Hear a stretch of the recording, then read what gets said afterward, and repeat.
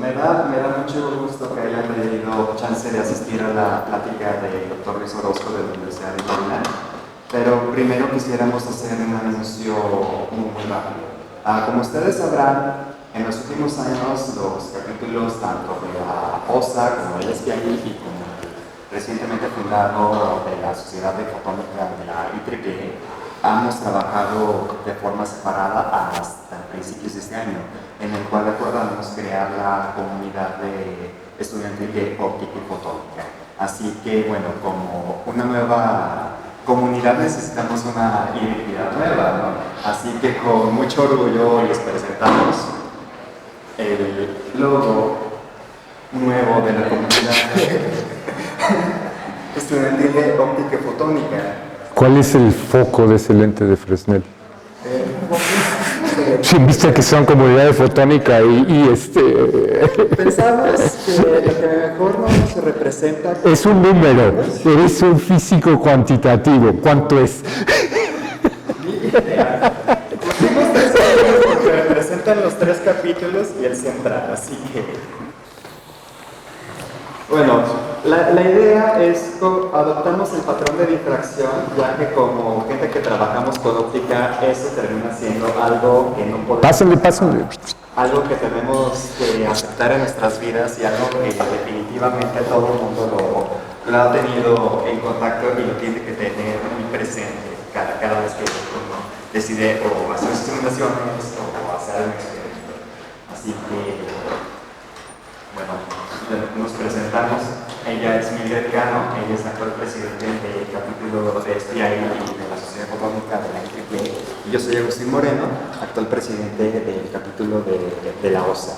Así que bueno, si quisieran unirse a nuestras actividades, nos pueden buscar en redes sociales en alguno de los 3 capítulos y bueno, pueden acercarse con nosotros y les damos información de contacto para poderlos informar de los eventos futuros, actividades que tengamos para la comunidad estudiantil. Así que bueno, ya después de este speech publicitario vamos a poner la plática del Dr. Luis Orozco. Gracias.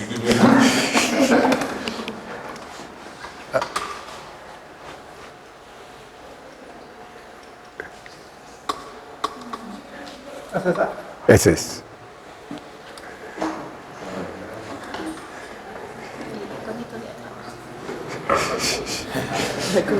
Ahí. Es. A ver si es cierto. Sí. Lo logré.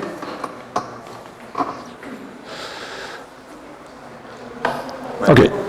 dejamos al Dr. Luis Orozco, damos su ponencia. No es ponencia, es seminario. No. Me da mucho gusto estar aquí.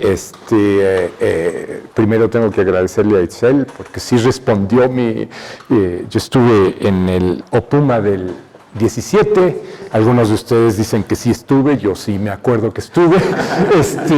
Los que no, bueno, soy profesor de la Universidad de Mérida en el Joint Quantum Institute, que es un instituto que es entre la Universidad de Maryland y NIST. NIST es, los que no saben lo que es el Instituto National Institute of Standards and Technology, el equivalente del Instituto Nacional de Normas, ¿no? El que está en Querétaro, ahí está en Gettysburg, y entonces ese es donde yo estoy. Yo estoy en el Departamento de Física de la Universidad de Maryland.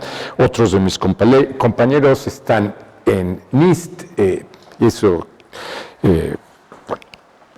por eso es un joint. Muy bien, miren, a la hora que ya estuve platicando con Itzel y con Agustín de qué les podía hablar, se me ocurrió que sería muy interesante para ustedes saber, así como realmente de lo último que hemos estado haciendo en fibras, sobre todo porque todavía la última parte no tengo la menor idea de lo que estamos haciendo, y eso es una de las cosas que a veces se nos olvida, que eso es lo muy padre de estar haciendo física experimental u óptica experimental, o en el sentido de que no se trata simple y sencillamente de ir al laboratorio y verificar algo que dice la teoría o que dice la simulación, sino se trata de poner atención y ver qué está pasando. Y eso es lo que pasó aquí, es la última parte. La primera parte está más o menos bajo control, la última parte no, y se aceptan sugerencias, pero está muy padre, muy bien. El trabajo ha sido patrocinado por la National Science Foundation, por el Joint Quantum Institute, y también la última parte por la Universidad de Shaanxi en China, que es una de las provincias al suroeste de Beijing. Más o menos la distancia es como la distancia entre Guadalajara y la Ciudad de México, entre Beijing, pero es un poquito más al sur de Guadalajara y la Ciudad de México. Prácticamente Guadalajara está tantitito más al norte y Shaanxi está, la ciudad se llama Taiyuan, no Taiwán, sino Taiyuan. Bien, el trabajo que les voy a presentar cubre la tesis doctoral de Jeff, la tesis doctoral de Pablo y la tesis doctoral de Sue. Hubo un par de estudiantes de pregrado. Me gustaría, si hay algún estudiante de pregrado, me gustaría decirles que qué bueno que estén aquí, porque siendo estudiante de pregrado es el mejor momento para iniciarse en el trabajo experimental. Y hay demasiados profesores, como pueden ver. Uno de ellos es Pablo, ¿no? quien me invitó a venir aquí a la UNAM este mes, Frédéric Fatemi y Yanting, que fue, tanto Pablo como Yanting fueron postdoc míos, por lo visto no los traté tan mal, ¿no? Todavía me invitan, ¿no? Y que estamos en la Universidad de Maryland, en el Army Research Lab es Frédéric, aquí, y en Shaanxi. Bien, y estas personas tienen caras, ¿sí? Este es Adnan, Pablo es chileno, Jeff y Elliot son estadounidenses, y esto está escrito en el estilo chino. Su, acuérdense que uno siempre nombra a las gentes por el apellido. Su es el estudiante graduado y Yanting ya es profesor y todo, ¿no? De esos profesores con bastante poder y dinero en China, que es muy agradable, ¿no? Primero una pequeñísima introducción a las nanofibras ópticas. Los que tomaron el curso que di hace 2 años, por favor, dense cuenta que todo esto ya lo saben, me disculpo, pero una fibra una nanofibra para mí es una fibra normal de 125 micrones, ¿no? Se la pueden comprar a cualquier compañía. Es una fibra monomódica. Vamos a decir que es una fibra que es monomodo para 800 nanómetros, y lo que voy a hacer es voy a reducir el diámetro de la fibra en una forma gradual. Esa disminución puede ser ya sea exponencial, una parte va a ser lineal, otra parte va a ser exponencial, y lo que va a pasar es que cada vez se va a volver más pequeña. Acuérdense que tenemos un centro y tenemos un recubrimiento, y se acuerdan que la diferencia en el índice de refracción entre el centro y el recubrimiento es pequeña. Es como del orden de 0.01, 0.001 en el índice de refracción. Cuando el índice de refracción es 1.48, el otro va a ser 1.481, por ejemplo, ¿sí? Y es muy difícil conseguir ese número de las compañías. Prácticamente imposible. No se los van a decir. ¿Por qué no te quieren decir? Mira, yo soy de la opinión de que no lo controlan lo suficientemente bien. Esa es mi opinión, ¿no? No lo controlan. Porque lo que necesitas tener es algo así, porque eso es lo que te permite tener que solamente el modo que se propaga en el centro, ¿sí? Acuérdense que hay reflexión total interna, ¿no? Por el cambio en los índices de refracción. Eso es la manera como se propaga. Y quieres que nada más los que van, y con qué tal de que sea, por decírtelo, 0.001 más, pero pueden aguantar hasta 0.00. Ahí hay un rango, ¿sí? La parte que nos va a interesar hoy, al final, mucho, bueno, desde la mitad al final, es que si yo tengo un solo modo, ¿sí? Ese modo, pues, ya, si quieren ser muy específicos, es una función de Bessel, sí, es una función de Bessel que se parece a una gaussiana, pero es una función de Bessel, recuerden. Y esa función de Bessel, por las condiciones de frontera, tiene que, digamos, tener un poquito de energía, tener un poquito del campo afuera. Entonces, conforme ustedes van bajando el diámetro, y este diámetro es del orden de 3 a 5 micrones, conforme van bajando el diámetro, más del campo electromagnético se sale. Y la parte más interesante, la que nos interesa, es cuando llegamos a la nanofibra con un diámetro de 500 nanómetros, esto es menor que la onda electromagnética, como la mitad de la energía está en el campo evanescente. Y se acuerdan que el campo evanescente es ese campo que se genera de manera que nosotros satisfacemos las condiciones de frontera y que decae como E a la R sobre lambda sobre 2pi. No sobre lambda, no se les olvide ese 2pi. Entonces eso quiere decir que el campo electromagnético decae en 100 nanómetros. Y los que están pensando en aplicaciones, ese es un gradiente tremendo del campo electromagnético. Tremendo. En 100 nanómetros ustedes tienen ese gradiente y es muy interesante. Pero bien, aquí pueden ver, ¿no?, un dibujito, vamos a verlo más, ¿sí? Y luego lo que vamos a hacer es vamos a continuar la fibra de manera que recuperemos el diámetro, y si estos ángulos son adecuados, esto es que yo siempre tenga reflexión total interna, si eso es cierto, entonces voy a poder transmitir toda la luz. Y cuando digo toda la luz, mis alumnos han logrado tener pérdidas del orden de 1/10⁴. ¿Sí? O sea, el 99.99% de la luz que entra sale, pero estuvo un ratito afuera. Y esa es la parte interesante. ¿Por qué? Porque fíjense la dimensión. Esta dimensión es del orden de 1 centímetro. Les decía yo que ustedes tienen enfocada la luz. La palabra correcta es guiada la luz por 1 centímetro en un área de menos de la longitud de onda. Si ustedes lo tratan de hacer eso en espacio libre, ¿qué va a pasar? Si logran tener óptica que les baje a lambda sobre 2 al cuadrado, ¿qué va a pasar? Inmediatamente va a volverse a... si ustedes logran, la difracción los va a matar. Y en este caso, las que nosotros hemos podido hacer llegan a veces hasta 10 centímetros. Ustedes pueden tener el campo electromagnético y van a ver los valores, son impresionantes, ¿sí?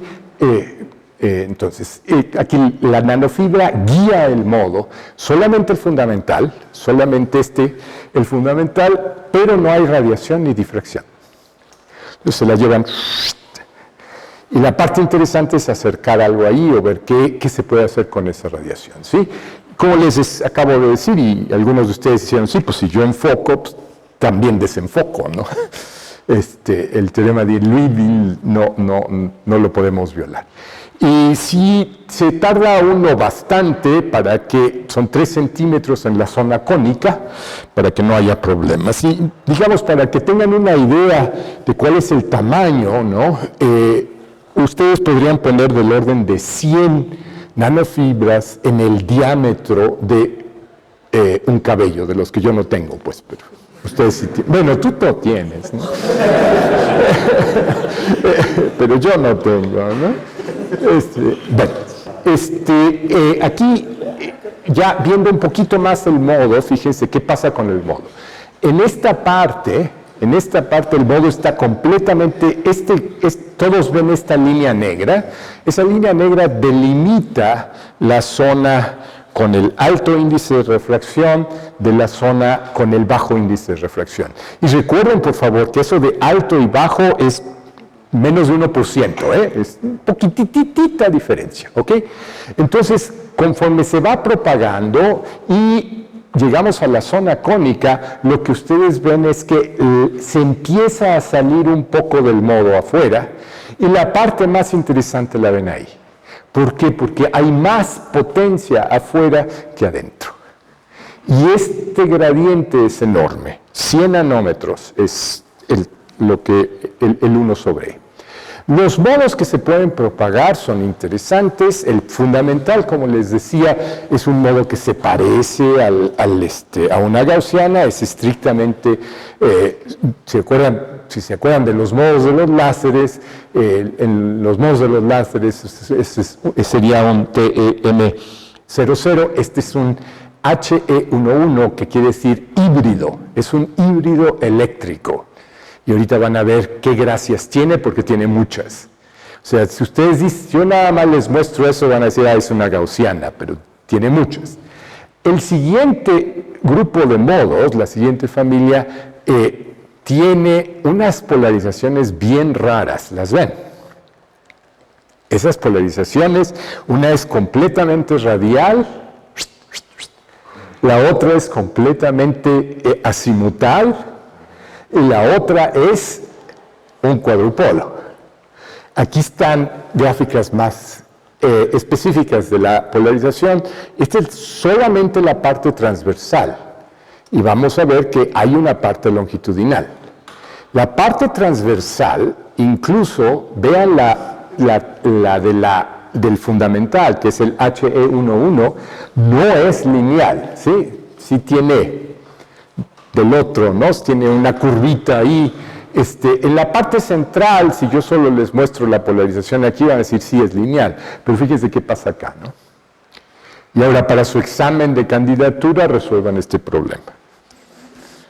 Bien, un problema que se vuelve muy interesante, muy interesante, es ver cuál es la densidad de energía y el campo eléctrico en estas nanofibras, por ejemplo, para un fotón amarillo. Un fotón amarillo de 580 nanómetros tiene una energía de 12 eV. ¿Ya vieron cuál es la intensidad? 2 por 10 a la 5 watts por metro cuadrado. Esa es la intensidad de un fotón. Espero que empiecen a pensar en aplicaciones, ¿no? O sea, eso es increíblemente alto. ¿Por qué? Porque hemos reducido el área a menos de lambda, ¿sí? A menos de lambda cuadrada, ¿no? Esa es la gracia, al final de cuentas, ¿no? Y el campo eléctrico es del orden de 1 volt por centímetro. Todos ustedes saben cuántos son 9 volts por centímetro, ¿verdad? Porque han agarrado una batería y le han hecho así, ¿no? Y quien no lo haya hecho así, por favor, ahorita saliendo, va a comprar una batería y le hace así. No se muere. ¿Verdad? Todos ustedes han sentido 9 volts por centímetro. Pues un fotón, uno, es 1 volt por centímetro. Y pueden hacerlo llegar hasta 10 volts por centímetro. Entonces, eso es bien interesante desde el punto de vista de física fundamental, pero también de aplicaciones, ¿sí? Porque uno tiene un campo eléctrico bien fuerte. Ese campo eléctrico, si ustedes simple y sencillamente le ponen a la nanofibra 1 miliwatt, que no es una cantidad de potencia tremenda, ¿sí? En la nanofibra van a tener 5 por 10 a la 8 miliwatts por centímetro cuadrado, que esos son 10 a la 8 veces la intensidad de saturación de un alcalino. O sea, si ustedes ponen ahí un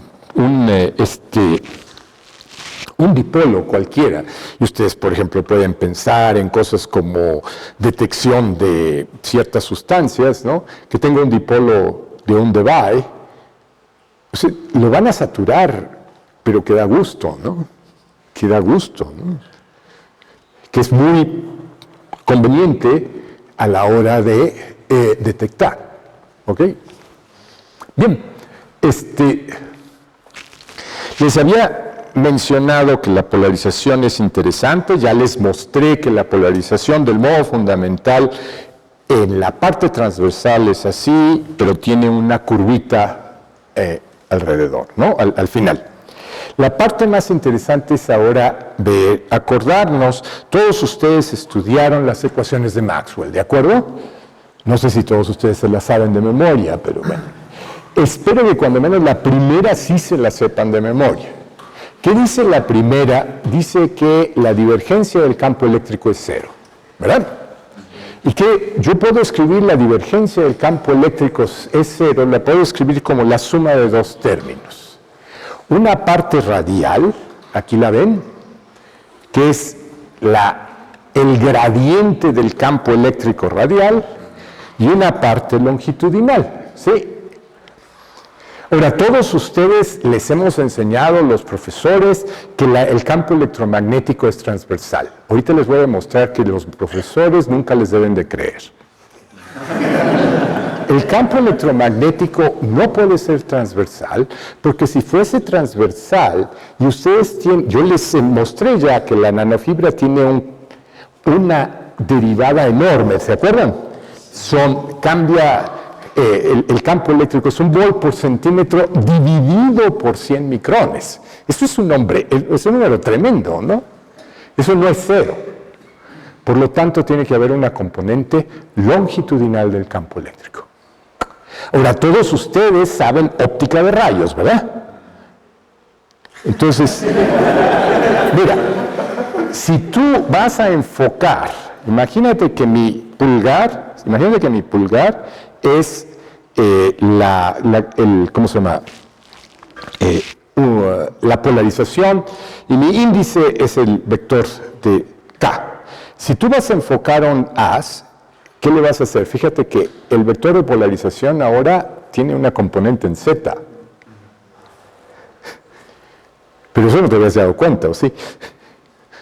A la hora que hagas rayos, usa los dedos.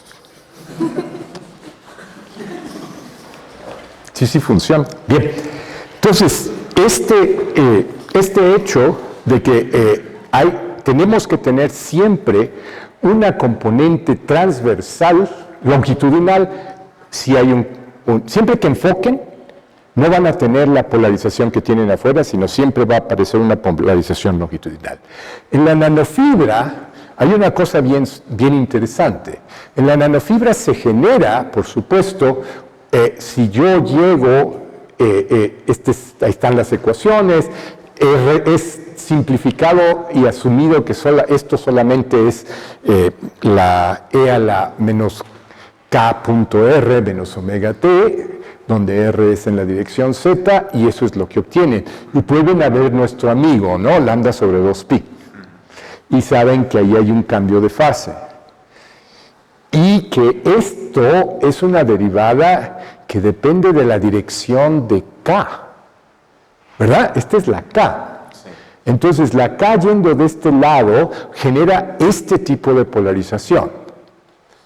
Fíjense que la polarización es una polarización de bicicleta, no es una polarización de hélice. Otra vez, todos los maestros les hemos dicho que la polarización circular, si el vector K va para allá, siempre es así, como una hélice. No, este es de bicicleta, así. ¿Cómo gira una bicicleta? Gira así, el momentum va para allá y el momento angular va para allá, ¿verdad? Mientras que en una hélice el momento y el momento angular van en la misma dirección. Ahora, esto es bien interesante porque todos ustedes ya se dieron cuenta que este problema tiene quiralidad. La dirección de rotación depende de dónde venga el vector K.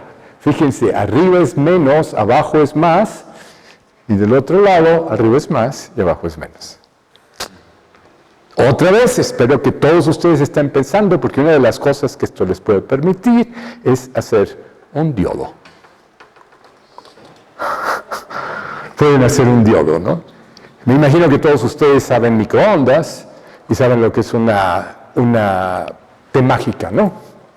Si no, se lo estudian. Pero es la base de una T mágica. Bien. Pero lo que vine aquí es a presentarle los modos mecánicos, y los modos mecánicos de la nanofibra van a ser, por supuesto, los modos de violín, van a ser los modos torsionales, y no voy a hablar de los modos de compresión. Entonces, la nanofibra que vamos a considerar es una nanofibra así, que está amarrada, tensionada y amarrada de los dos lados, ¿ok? Entonces, todos ustedes pueden ver y entender claramente que esta nanofibra va a tener modos de violín, ¿verdad? O de guitarra, o de... Sí, se va a mover para arriba y para abajo, ¿ok? Entonces, esos son los primeros que vamos a ver, vamos a caracterizar y los que quiero introducirles, porque me parecen mucho más interesantes, son los de torsión. Una nanofibra, si está en el vacío, puede hacer esto espontáneamente. Ese es el modo de torsión. O puede hacer esto, o puede hacer cosas más complicadas. Y lo puede hacer muy rápido. Los modos de violín, como su nombre lo indica, van a estar ¿en qué rango? En el rango 300 Hz, 200 Hz, y todos ustedes saben que eso es el audio que los humanos percibimos, ¿sí? Los otros modos están mucho más altos, son en el ultrasonido. Bien. Los modos de violín los estudiamos simple y sencillamente mandando luz, ¿sí? De manera indirecta, ¿sí? Para que esa luz se acoplara un poquito a la ¿cómo se llama? Nanofibra. Pero fíjense que si la nanofibra está vibrando así, a veces se va a acoplar más luz y a veces se va a acoplar menos luz, ¿no? Entonces, cuando ustedes miden la función de correlación, si ustedes miden la función de correlación, esto es lo que ven. Es una oscilación efectivamente de milisegundos. Eso quiere decir que va a ser del orden de 200, 100, 400 Hz, ¿verdad? Sí, es una oscilación, pues es una oscilación muy bien definida, muy bonita, ¿no? Ahí ven perfectamente, no hay problema. Y es una oscilación que, curiosamente, la mayor parte de lo que estamos viendo es más complicado de lo que aparenta, porque tiene que ver con un efecto de cantilever en la parte cónica, lo cual vuelve la cuenta bien complicada, ¿ok? Ven la parte cónica y aquí Jeff se pasó un buen rato tratando de encontrar los modos de vibración y porque pues, también la parte cónica va a hacerle así, ¿no? Y esos modos de violín de la parte cónica es lo que vio y efectivamente los modos normales del cantilever son soluciones para una ecuación de cuarto grado. La solución que él encontró le daban, estos eran hertz, perdón, pero no era exactamente lo que medía, pero con más tensión uno puede cambiar la frecuencia y el resultado efectivamente decía que debíamos haber tensado la fibra a unos 70 micrones, cosa que es muy posible. Cuando uno pone potencia, acuérdense de la intensidad es altísima, entonces un poco de esa intensidad, acuérdense, si ponemos 1 miliwatt, son 10 a la 8 miliwatts por centímetro cuadrado, entonces se calienta la fibra. Y cuando uno se calienta la fibra, no es una cosa trivial. A veces ustedes pueden verla que empieza a tener un color rojo oscuro. Si ustedes tienen una manera de detectar infrarrojo, como los que trabajan con átomos de rubidio, por ejemplo, la van a ver brillante. Y no se rompe, pero la cosa está al rojo. Sí está al rojo. Entonces, si se calienta, efectivamente la frecuencia baja porque, pues, cambian ciertas propiedades de la fibra. En este caso, lo más importante es la tensión, ¿sí? Eso no va a ser lo más importante en las torsionales, van a ver después, porque aquí la frecuencia baja.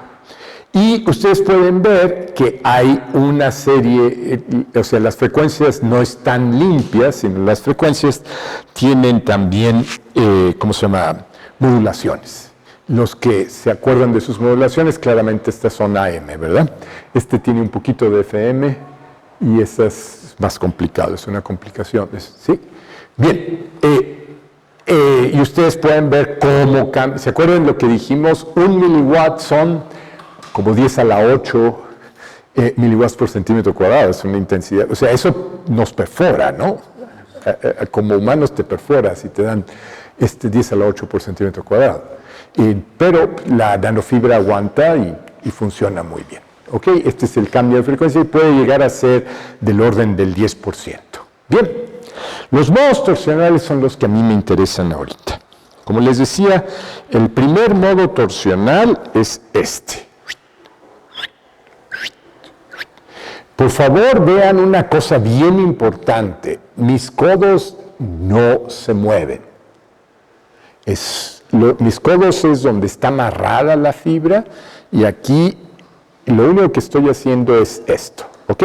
Luego hay modos torsionales así, fíjense, este es uno de más, que tiene un 0, ¿no? De orden superior. Pero el modo primero es simple y sencillamente, ¿sí lo ven? Es así. Entonces, el lugar donde hay la mayor rotación es en el centro. ¿Sí? El modo principal, lo calculó Christian, el modo principal es este azul, la nanofibra va de menos 5 a 5 milímetros, es una nanofibra de 1 centímetro, estos son modos superiores, pero nos vamos a centrar simple y sencillamente en el principal.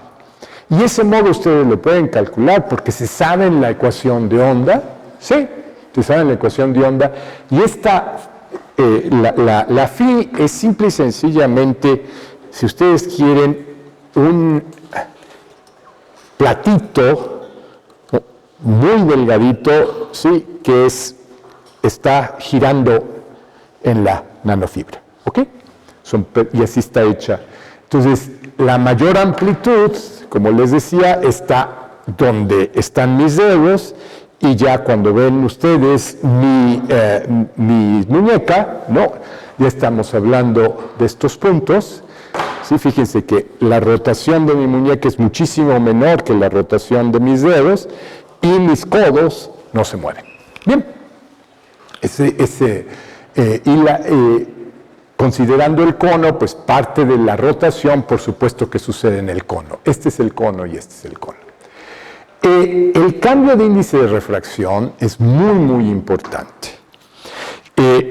porque cuando ustedes ponen una torsión, me imagino que todos ustedes han ido al Museo de la Luz y han jugado con el detector de polarización que tienen. Si no, tarea para este fin de semana, antes de que se lo lleven a Mérida, porque se acuerdan que se va a ir a Mérida, van a cerrarlo en la Ciudad de México, ustedes no van lo suficiente. Ustedes no van lo suficiente. Hay una causa noble que podría ser el capítulo, decir, no, nosotros nos quedamos y sí vamos. Pues ya se va a ir a Mérida. En ese, ustedes pueden ver y estudiar los esfuerzos que tienen sus lentes y dónde se van a romper, simple y sencillamente por el estrés y el strain que le ponen al plástico o al vidrio, ¿sí? Y lo ven por efectos de polarización. Entonces, si yo agarro un material y le hago un esfuerzo de torsión, pues la polarización, por supuesto, que se va a mover. Pero solo cambia, es importante que vean este número, ¿no? Cambia del orden de 10 a la menos 8. ¿Ok? Es el cambio. Bien.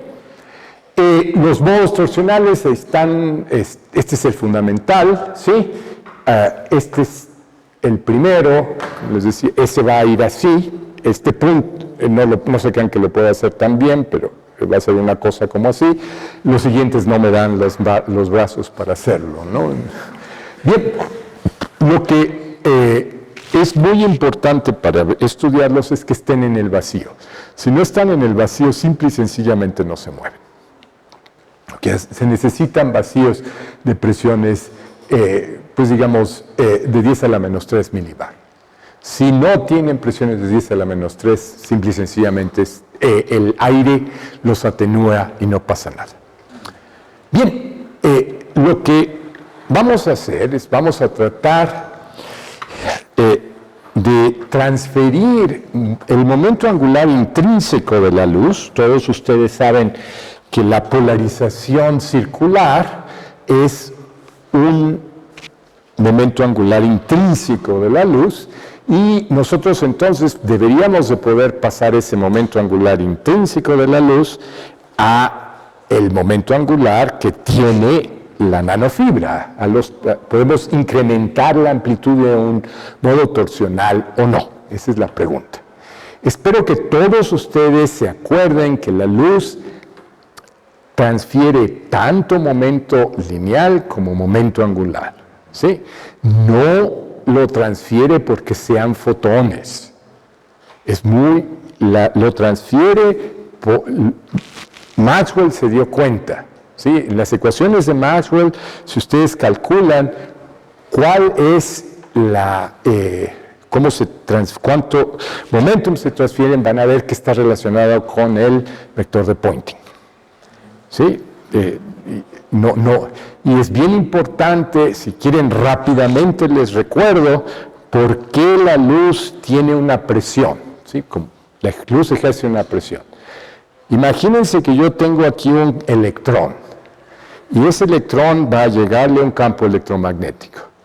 El campo electromagnético está polarizado así, el campo eléctrico es en esta dirección, el campo magnético es perpendicular. ¿Qué pasa cuando llega ¿En qué dirección va a ser la fuerza eléctrica que siente el electrón? El campo electromagnético va para allá y yo les dije que iba a ejercer una fuerza para allá. ¿En qué dirección es el campo eléctrico? La fuerza, para arriba, ¿verdad? Entonces, ¿cómo funciona esto? Si a mí me enseñaron que el campo magnético nunca era importante, otra mentira de los profesores. Fíjense, va para arriba y para abajo. Eso quiere decir que lleva una velocidad. Y yo les recuerdo que hay un campo magnético en esta dirección. Y el producto cruz es, ¿en qué dirección? Para allá. El vector de Poynting tiene tanto una parte eléctrica como una magnética. Pero es la parte magnética la que realmente ejerce la presión, si le quieren echar la culpa a alguien. Pero acuérdense que en unidades naturales, el campo magnético y el eléctrico en una onda electromagnética son iguales. ¿Sí? Pero bien. Entonces, el estrés producido por la torsión en la nanofibra afecta su índice de refracción creando un medio birrefringente. ¿Sí? Un medio birrefringente, por lo tanto tienen ustedes un eje extraordinario y un eje ordinario, cuya diferencia de índices de refracción, les recuerdo, es como 10 a la menos 8. Bien, lo que vamos a hacer es poner la nanofibra, poner una sonda bien débil, incluso era tan débil que vamos a hacer la detección heterodina, pero eso no importa, y lo que vamos a hacer es polarimetría. Vamos a medir qué pasa con la polarización, ¿sí? Si excitamos o no excitamos. Cuando digo excitamos, vamos a meter luz y la vamos a hacer que oscile a las frecuencias en las naturales de la nanofibra. Bien, esto es lo que vamos a hacer. Lo que vamos a hacer es la nanofibra, la vamos a excitar por un ratito y vamos a estudiar aquí cómo decae. Esta es la excitación térmica. Si no ponemos nada, ya la excitación térmica es suficiente, estamos a 300 grados Kelvin, por lo tanto hay excitación térmica, ya hay ahí una amplitud nada despreciable del primer modo. Estos modos son los que ya, en su mayoría, ya se me olvidó decirles, pero estos viven en el cono. Este sí vive sobre todo en la fibra. Bien, si le excitan con luz circular, nada más se incrementa en 40 dB.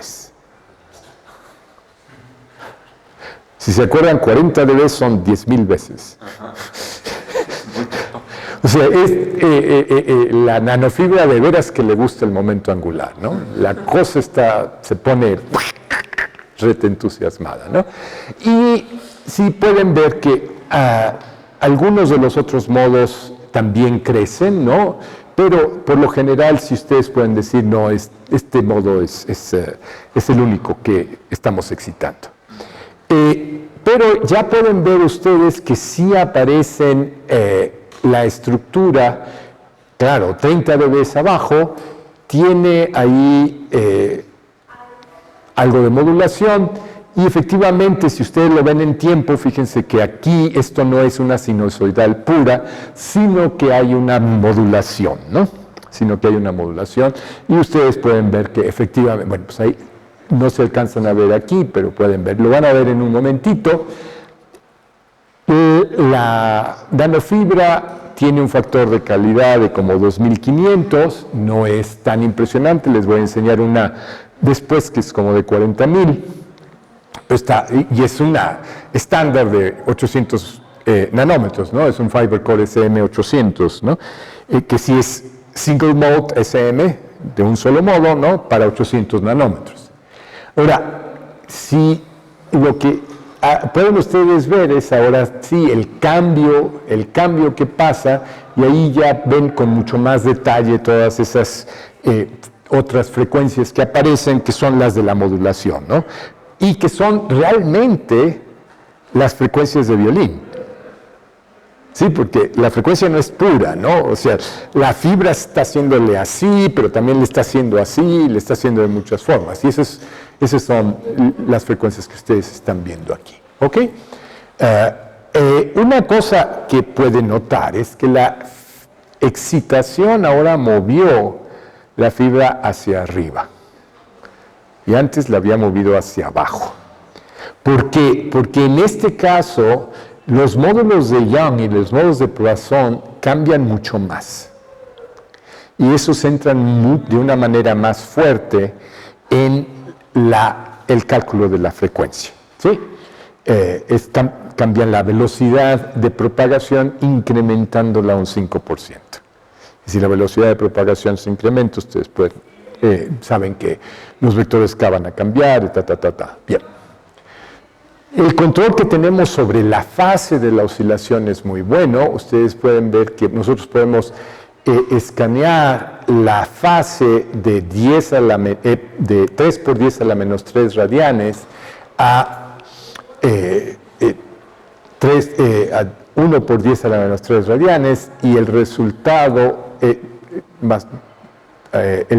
conforme cambian ustedes la fase, la derivada de la fase les da la velocidad, perdón, la frecuencia, ¿no? Entonces, este es un escaneo de 500 Hz y ahí está la resonancia. Cuando estamos excitando de una manera consciente este modo que les decía, podemos cambiarle la fase a la excitación, y si se la cambiamos por pi, ustedes pueden ver claramente que la amplitud va a 0, ¿sí? Y luego vuelve a crecer. Ustedes pueden decir, bueno, ¿qué es lo que te demuestra eso? Lo que te demuestra eso es que tienes control de la oscilación y a lo mejor con un poquito de retroalimentación la puedes apagar. Y si no hay oscilación, eso quiere decir que está frío, que está a una temperatura 0. Y eso se vuelve bien interesante, ¿no? Poder enfriar un modo torsional. Bien, entonces manténganlo eso en la memoria porque se va a poner más interesante.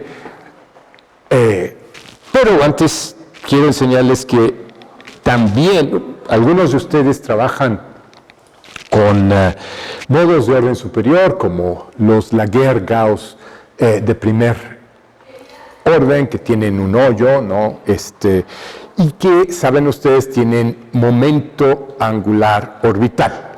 La pregunta era, ¿podemos usar momento angular orbital también para excitar estos modos de torsión? Y la respuesta es claramente sí. Ahí están, ¿no? También 30 dB crece la excitación. Ustedes van a decir, ¿por qué esto va para arriba? Porque estaba acoplado a C por razones técnicas, pero obviamente pueden ver ustedes ahí el incremento tremendo que tiene ¿cómo se llama? Y el modo tiene un factor de calidad, ahora sí, de 40,000. Entonces, ¿qué quiere decir eso? Que la oscilación tarda del orden de 100 milisegundos en decaer. ¿Ok? Bien, y ahora sí viene lo interesante. Esto es lo que yo no entiendo. Pero les voy a contar. Esto lo hicimos en China en febrero y teníamos un aparatito muy sencillo en el cual la nanofibra estaba por este lado, pero la acoplábamos tanto, acoplábamos la excitación por aquí. Fíjense, aquí está la excitación y acoplábamos una luz de sonda por este otro lado, las dos están en sentido contrario y teníamos control de la polarización de ambas. Y a la salida estudiábamos la polarimetría. Lo único que vamos a hacer es la polarimetría. ¿Se acuerdan? ¿Cuánto es de vertical y cuánto es horizontal a la salida? ¿Y cómo cambia eso en función de tiempo? Una cosa que no hicimos antes en Maryland, pero que sí hicimos y fue crucial en China, es estudiar la dispersión de Rayleigh de la nanofibra. ¿Qué les dice la dispersión de Rayleigh de la nanofibra? La dispersión de Rayleigh tiene una propiedad bien importante y esa es la dispersión de Rayleigh guarda información de la polarización en la nanofibra. Entonces, si ustedes hacen una imagen que solamente tiene luz de la nanofibra, no tienen que resolverla, pero tienen que tener una imagen de eso, y en su cámara ponen un analizador de polarización. Entonces, si la nanofibra está así y la polarización va así, ¿se acuerdan que la dispersión de Rayleigh es siempre en la dirección de la polarización? Entonces, la dispersión de Rayleigh dentro de la nanofibra es así, quiere decir que en el detector va a ser vertical. ¿Ok?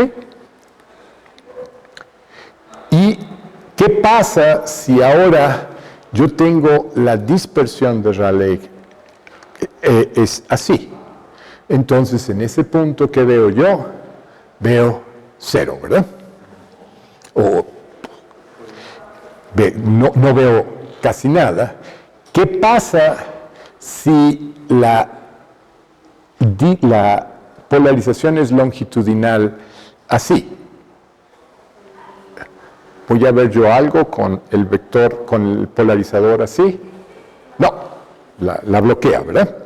Entonces solamente deja pasar esta luz, pero a lo mejor también deja pasar esta otra, ¿no? Entonces, las dos luces que es solamente la polarización vertical la que deja pasar. Bien, lo que vamos a analizar es qué pasa después de excitar la luz. Ustedes saben que cualquier oscilador armónico, cuando ustedes lo forzan, oscila a la frecuencia que lo forzan. Pero cuando lo dejan de forzar, empieza a oscilar a su frecuencia natural y decae con su decaimiento natural. A nosotros eso es lo que nos interesa. Y ustedes pueden ver aquí el decaimiento. Sí, no es la nanofibra en China, sino esta es la nanofibra en Maryland. Y pueden ver que es más o menos rápido, en 5 milisegundos muere. Mientras que la que teníamos en China era como unas 20 veces más. No, como 10 veces más. Bien, y esta fue la sorpresa. Estábamos trabajando Su y yo, y lo que vimos, queríamos ver cuál era el tamaño de la excitación térmica. Y el tamaño de la excitación térmica era este. ¿Sí? En unidades arbitrarias, 0.7. Cuando excitábamos con una cierta polarización, apagábamos la luz y esperábamos unos cuantos microsegundos, la excitación es menor. Eso en mi libro se llama enfriamiento.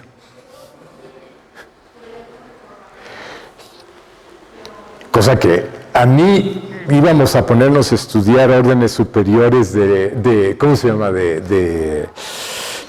Puedes también excitar con un Laguerre-Gauss 2, por supuesto que vas a poder excitar, esto es mucho más interesante, ¿no? Eso es lo que yo les digo, eso no lo habíamos ni pensado, pero estaba ahí y yo le dije a Su, oye, esto está muy raro y vale la pena. Entonces hicimos una medición que todavía yo no entiendo y la hemos repetido y está bien, y es lo siguiente.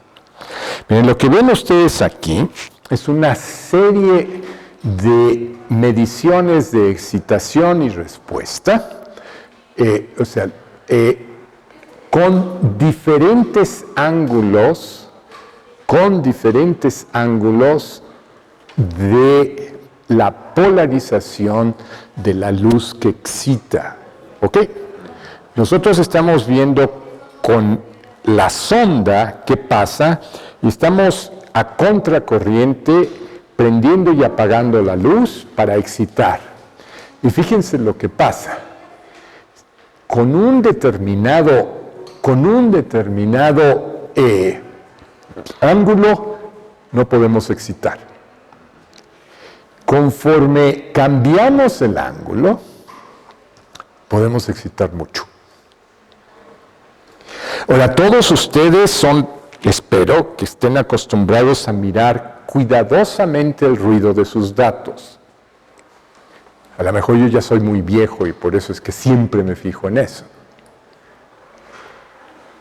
Una mirada cuidadosa les puede decir que, oye, el ruido aquí está más chiquito que el ruido acá, ¿verdad?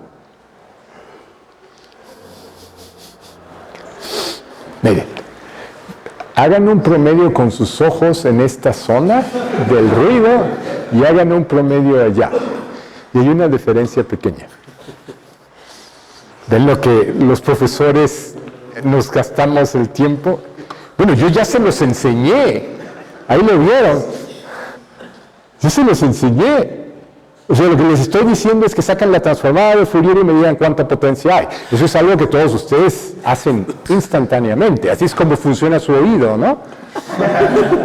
O sea, todos ustedes saben cómo funciona el oído. El oído saca la transformada de Fourier y eso es lo que manda al cerebro.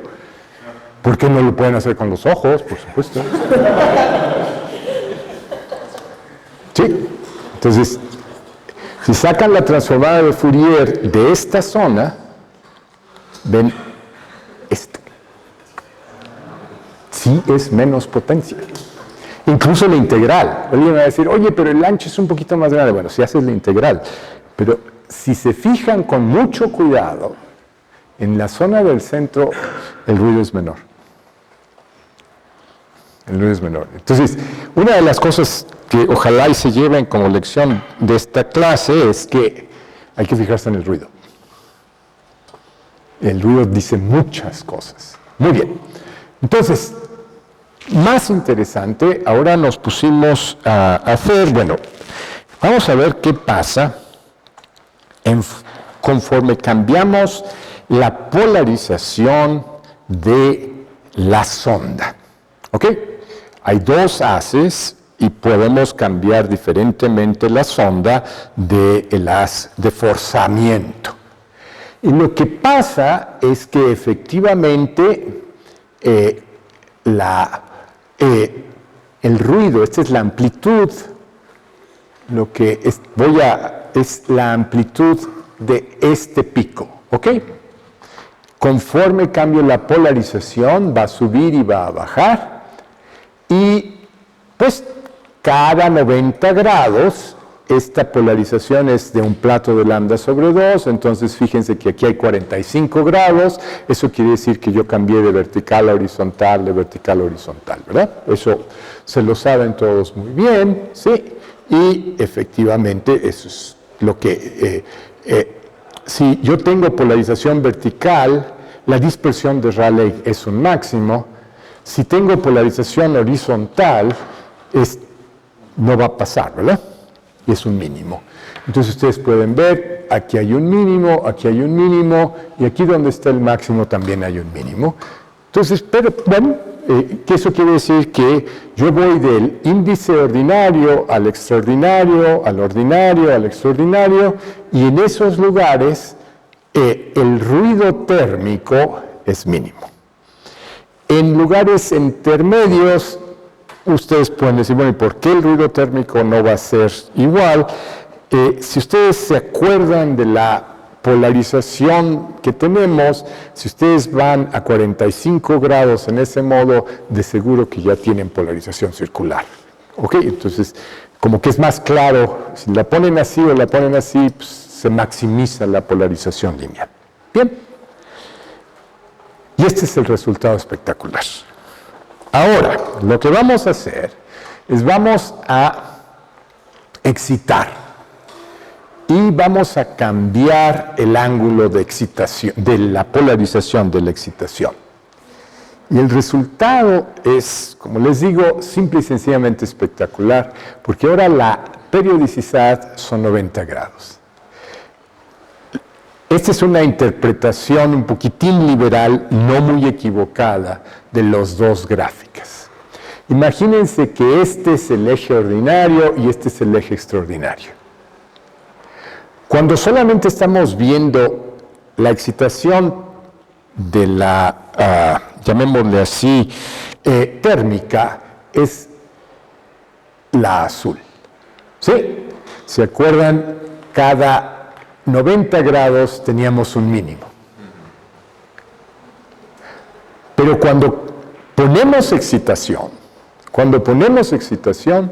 ahora no, es cada 180 grados. Y este que estaba aquí decrece, y este que estaba aquí crece muchísimo. Ahora, las personas que alguna vez se han preocupado por los fenómenos de squeezing, inmediatamente van a decir, oye, ¿estás haciendo squeezing? Mi sospecha es que sí. Eso es un rearreglo de las fluctuaciones. Las fluctuaciones que tenías en una dirección se las pasas a la de la otra. No es que las enfríes, es que las redistribuyes. ¿Ok? Porque ustedes saben que siempre tenemos dos direcciones en el campo electromagnético. Y el que yo les diga, enfríe este, sí, pero ¿a dónde se fue la energía? ¿Sí? Y entonces aquí ustedes pueden ver, no, pues se la llevó el otro, ¿no? Entonces, esto está verdaderamente fresco, no tengo yo una explicación, pero sí tengo sospechas. Y estas son mis sospechas. En 1936 hubo un experimento que a todos ustedes les recomiendo leer. Este artículo es muy, muy bonito, en el cual este señor Richard Beth midió el efecto mecánico de la luz circular, en una placa lambda sobre 4. Si todos ustedes en el laboratorio o en sus modelos saben, pues si tengo un lambda sobre 4, ¿qué pasa con un lambda sobre 4? Yo entro con luz polarizada verticalmente y si pongo el ángulo correcto del ordinario y el extraordinario, sí, ¿qué sale? Sale luz circular. Pero todos ustedes aquí, ya que son un poquitín físicos, creen en la conservación del momento angular. ¿Verdad? Entonces, si la luz sale haciéndole así, pues el disco tiene que hacerle así. Y este señor fue el primero que lo midió. Era un experimento precioso. Midió la rotación del disco. En 1936, sin láseres. De veras que es hermoso, ¿eh? De veras. Ok, pero tiene una ecuación bien bonita al principio, que es la que a mí me dio luz.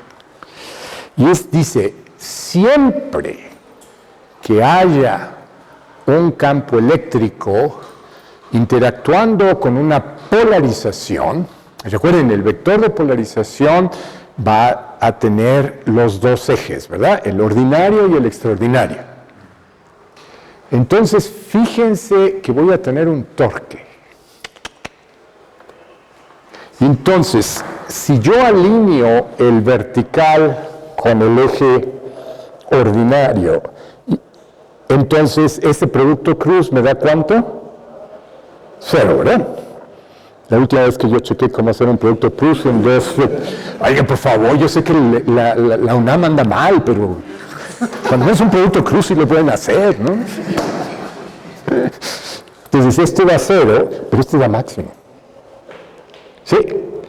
Eso quiere decir que por el simple hecho de tener luz, la nanofibra ya siente un torque.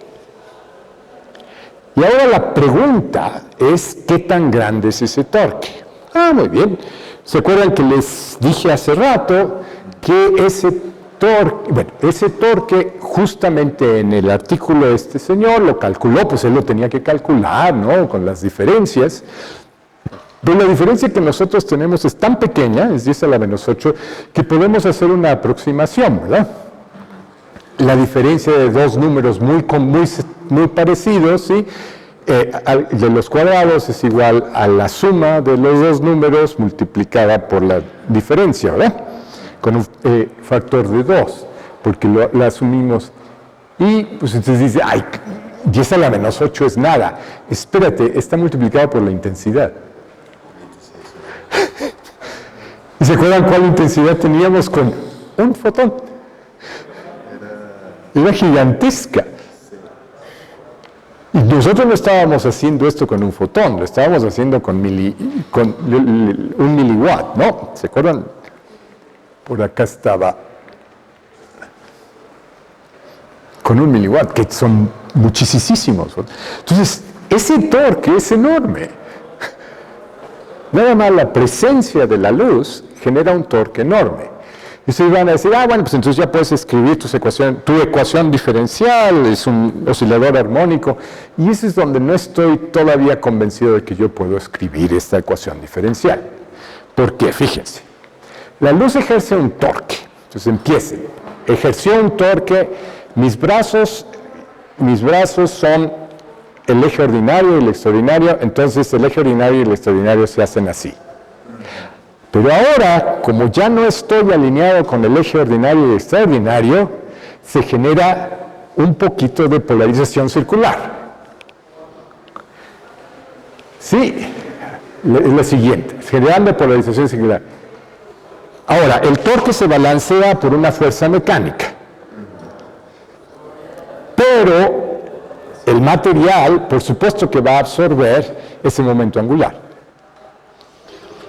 Ya hay 3 ecuaciones que todavía no entiendo yo cómo poner cada una en cada parte. El torque no es despreciable. El torque es enorme. ¿Sí? Y ese torque, pero otra vez, ¿no? Se me hace que puede ser el inicio de, por un lado, es un ejemplo de optomecánica bien lindo, ¿no? En donde vemos cómo el momento angular de la luz de veras se va a momento mecánico, y el momento mecánico, por supuesto, que cambia la polarización de la luz, ¿no? Es uno con el otro. Pero ustedes que están buscando, espero que estén buscando aplicaciones, si les interesa, muchos de ustedes están en física aplicada o están en instrumentos, ¿no? Entonces, pues esto está bien interesante, ¿no? Porque hay una manera increíblemente sensible de medir rotaciones. Increíblemente sensible de medir rotaciones. Y con eso, simple y sencillamente quisiera... una parte se quedó en inglés, ¿no? Pero los modos mecánicos presentan oportunidades para el estudio de optomecánica, los modos de violín, es posible controlar de los modos torsionales, lo siento, pero no acabé. de borrarlo, ¿no? Y con eso les quisiera dar muchas gracias.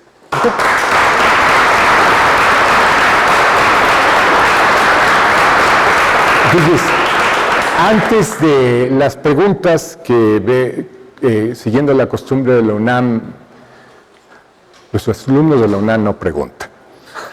Eso es gravísimo, pero gravísimo. No grave, gravísimo. Cuando yo di una plática así en Viena el año pasado, yo di una plática de 1 hora y tuve preguntas por 1 hora y media.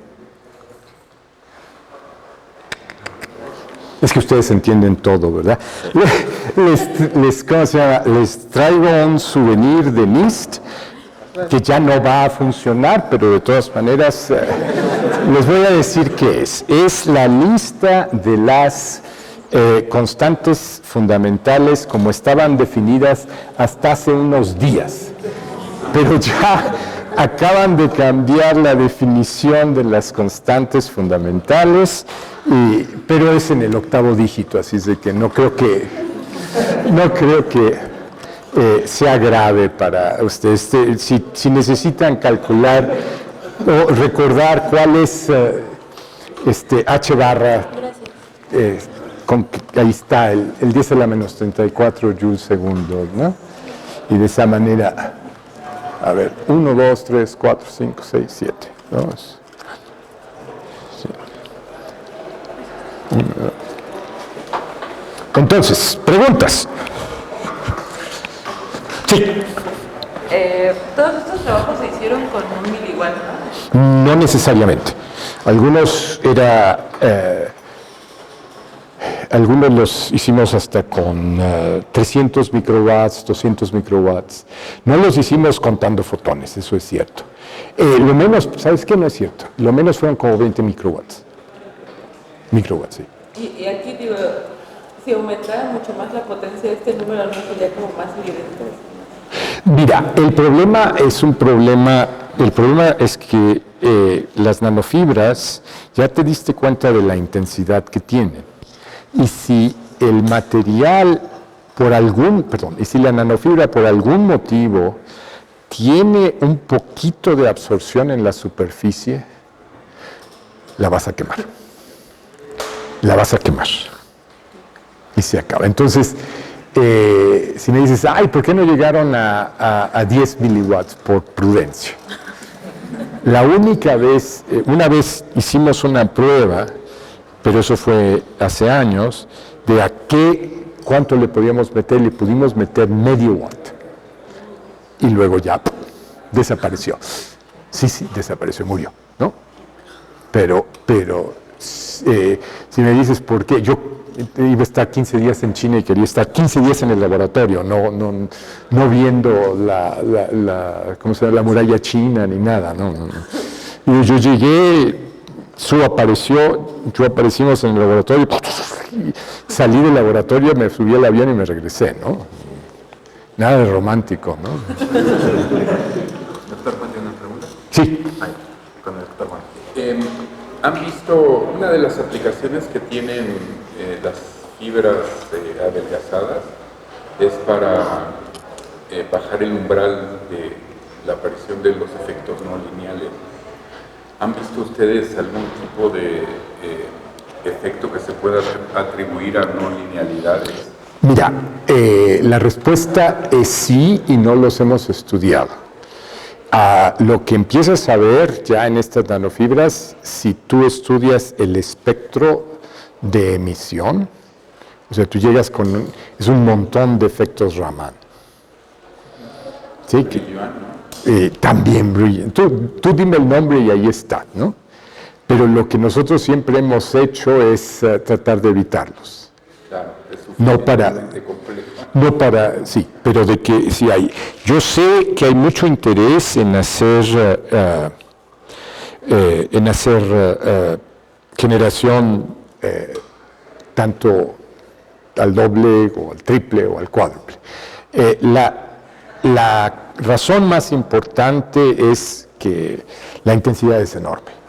O sea, ustedes vieron que la intensidad es salvajemente alta, ¿no? con 1 miliwatt de potencia ustedes tienen intensidades del orden de 10 a la 8 de la saturación. Y los procesos no lineales, como su nombre lo indica, no van con el campo, van con la intensidad o con la intensidad al cuadrado o con la intensidad al cubo. Y aquí le gana uno muchísimo, ¿no? Pero a mí el que más me preocupó una vez, porque estábamos tratando de hacer un estudio de ¿cómo se llama? Medir un espectro de átomos junto a una nanofibra, era todas las líneas de Raman que aparecían, pero logramos sí, entender el espectro que veíamos para sustraerlo, ¿no? Pero sí hay, y hay. Yo nunca he buscado, pero debe de haber, generación de segundo, tercero, cuarto orden, ¿no? Y si le echas el material adecuado, pues lo va a ser mucho más fácil hacerlo, ¿no? O sea, sí, ustedes saben que las nanofibras, o todas las fibras, pues uno les echa, ya sea tierras raras, o sí, el herbio, el tulio, unas cosas de esas, son de lo que más interesante. Los amplificadores en fibras que se usan para la telecomunicación, ¿sí? Esos son con herbio. O sea, es una fibra normal a la que le echaron, así como uno le echa sal a los tacos, ya le echan herbio a la fibra, y con eso hay suficiente ganancia y funcionan como amplificadores magníficos. Y tiene la ventaja de que si ustedes quieren mandar una señal, digamos, de México a Japón, que tiene que ir por el Pacífico, no tienen que tener electricidad cada 500 kilómetros, que es donde necesitan un amplificador. Ustedes mandan una luz, vaya a decir, a 500 nanómetros, y esa luz a 500 nanómetros es la que activa el amplificador del herbio, que funciona a 1.5 micrones. Y no necesitaron llevar la batería o la electricidad. Y eso lo pueden seguir haciendo Esa es lo que es extraordinario de esas nanofibras, ¿no? Entonces, todos esos fenómenos no lineales son bien interesantes. Pero aquí, pues tienes una sección eficaz muchísimo menor que la que tienes teniendo la ventaja consiguiente de la intensidad. ¿Sí?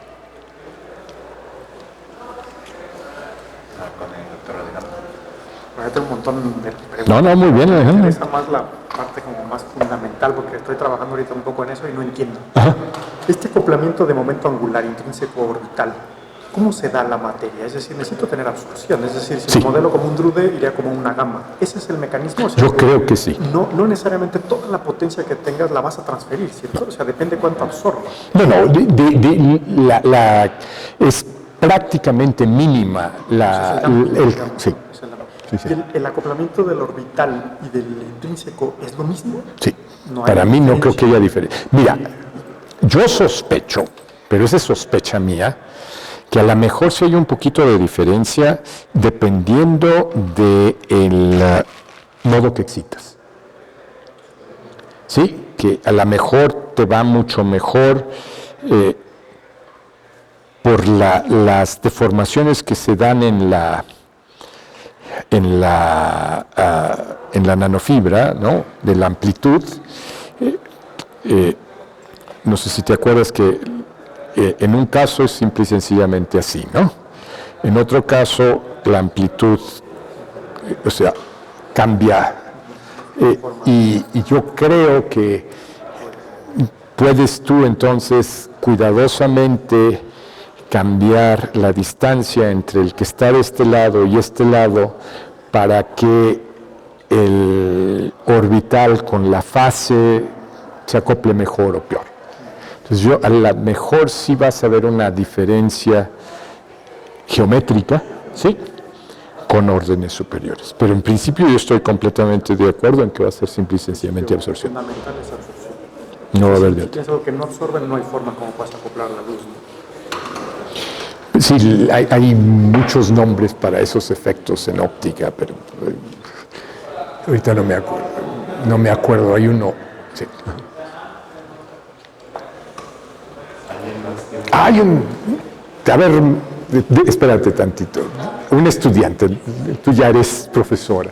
Decía que es difícil encontrar estas fibras en el mercado. Las tienes que hacer. Ajá. ¿Cuánto cuesta hacer estas fibras? Mira, yo sé que aquí en la UNAM, si tú vas al laboratorio del profesor Alfred Urren, tiene un aparato para hacer. La otra era, ¿cómo lo detectan? Estas variaciones. ¿Es con una cámara, con una CD?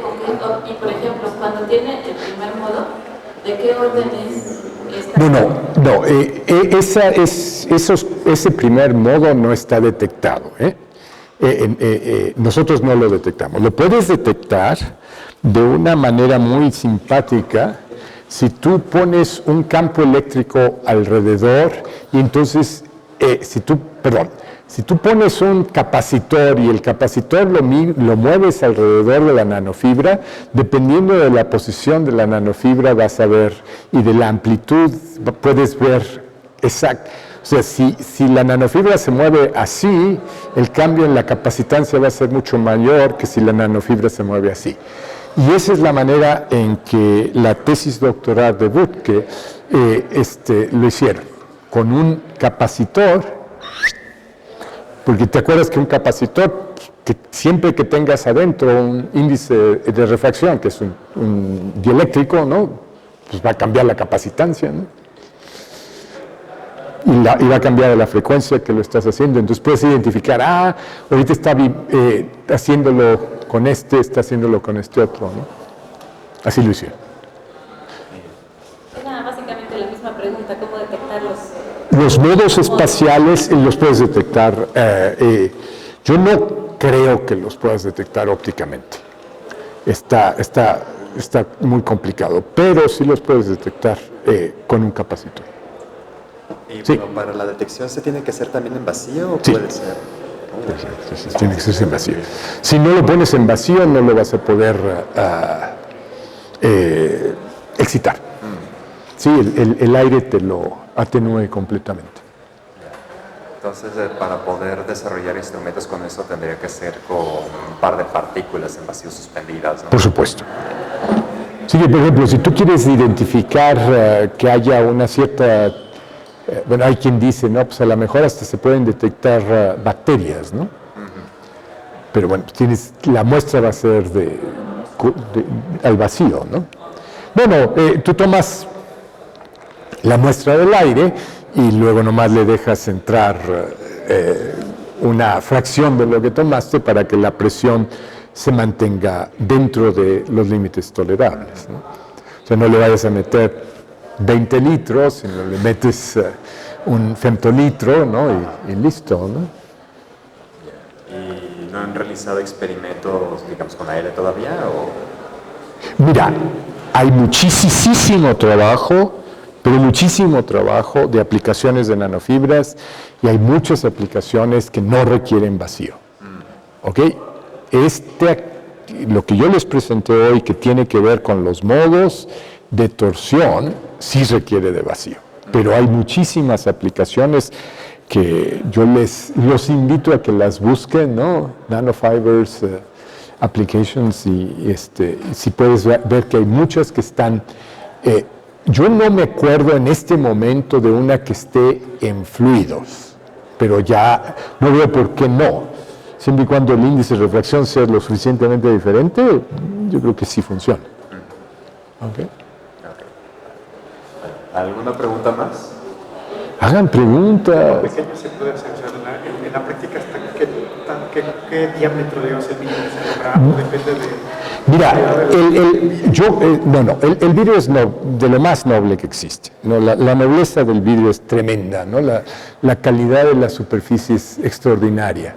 Si no fuera extraordinaria, no podías meterle medio watt. El problema, cuando menos en Maryland, cuando estábamos haciendo esas pruebas, es una vez que terminas, ¿cómo vas a levantar la nanofibra y no hacerle que acaba con la nanofibra? 500 nanómetros aguanta esto. O sea, yo podría traer una fibra de 500 nanómetros y detenerla así, y sí aguanta.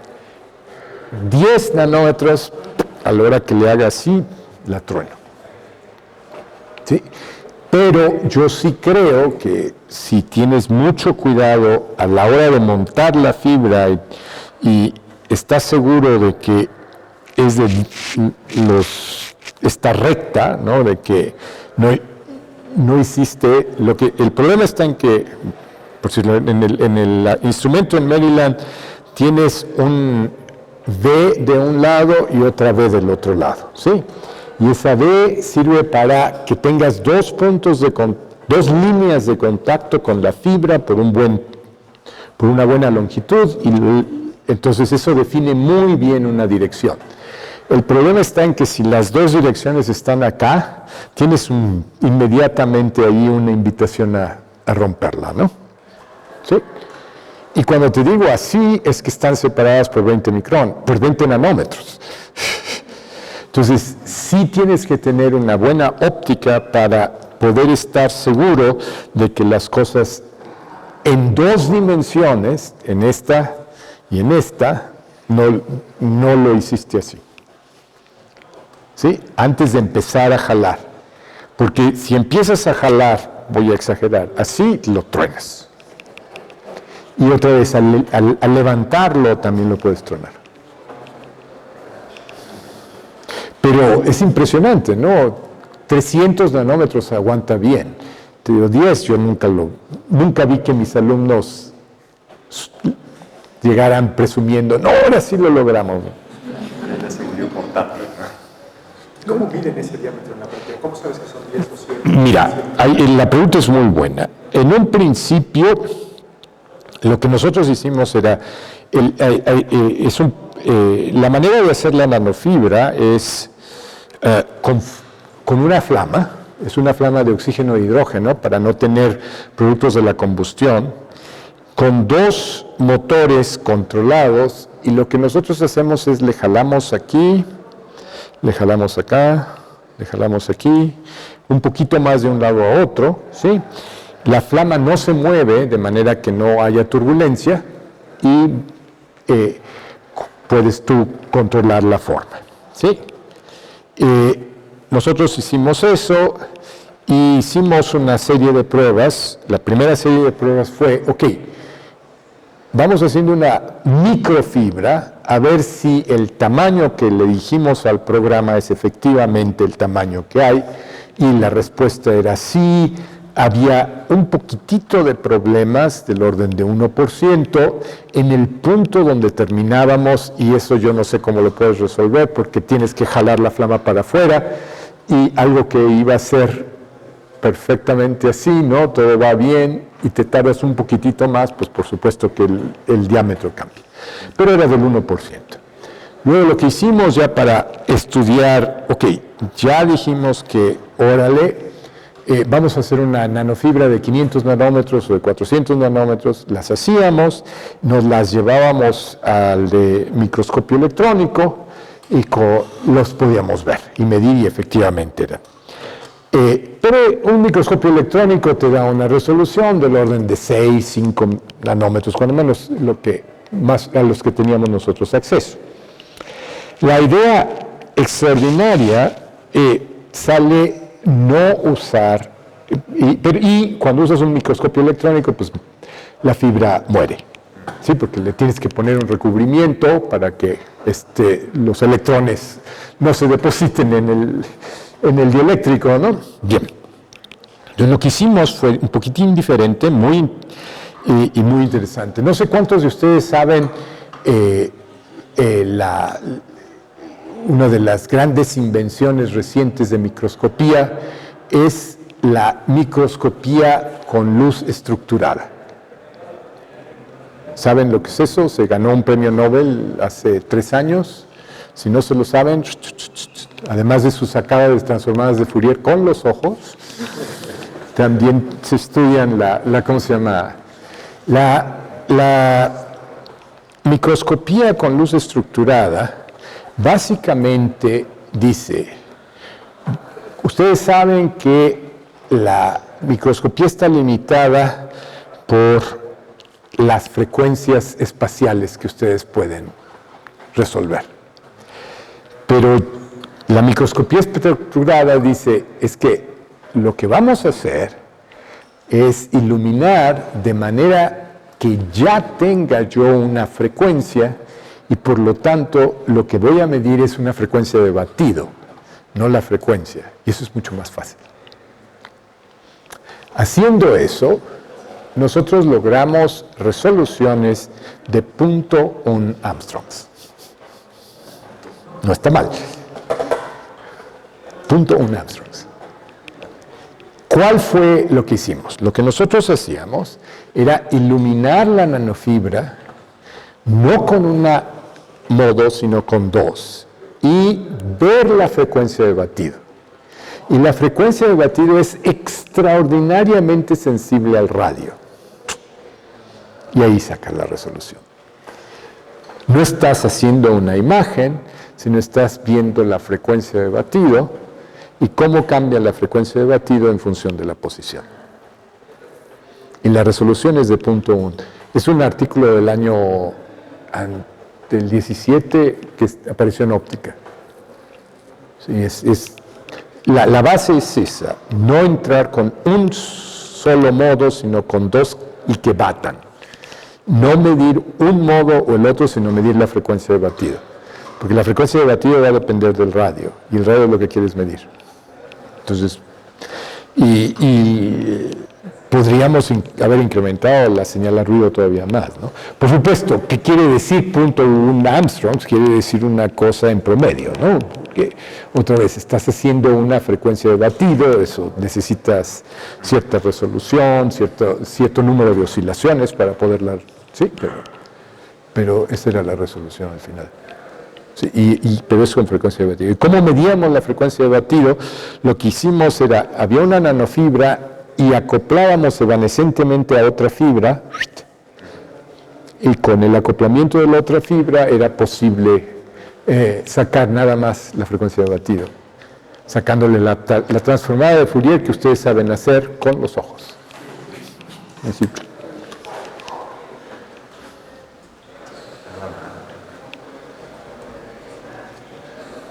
¿Alguna otra pregunta? ¿No? Pregunten. Bueno, suponiendo que fabrican estas nanofibras, ¿no? de manera automática, suponiendo que tienen el modo fundamental, cuando tienen todas las vibraciones, ¿no se tiene acoplamiento a modos de masa de Mira,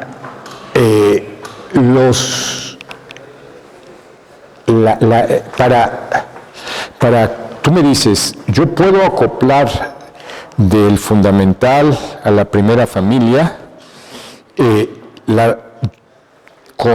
yo creo que necesitarías una cosa bastante violenta, unas amplitudes muy, muy grandes para hacer eso, ¿sí?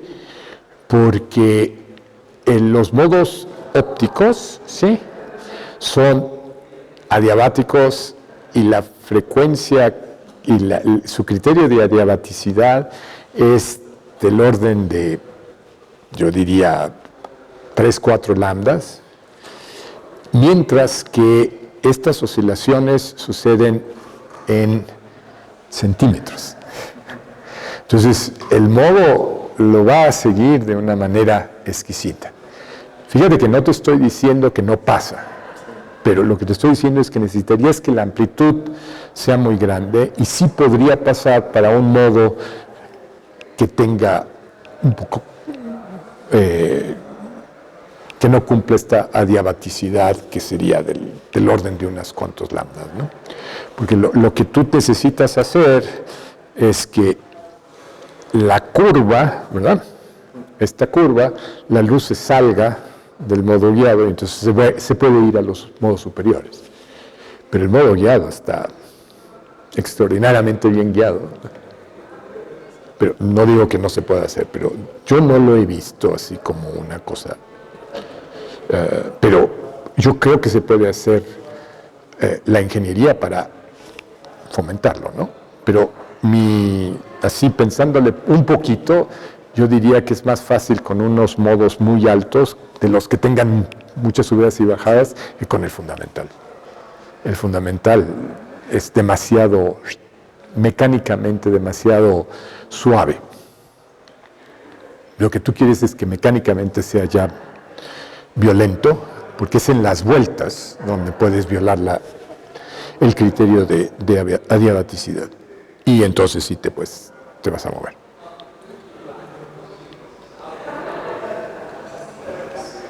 Agradecemos al doctor Luis Orozco, le hacemos entrega de conocimiento. Muchas gracias a usted. ¿No quieres sacar la foto? Tienen que mandar una foto a la OSA. De veras. De veras, los del capítulo, vénganse. Yo sé de eso.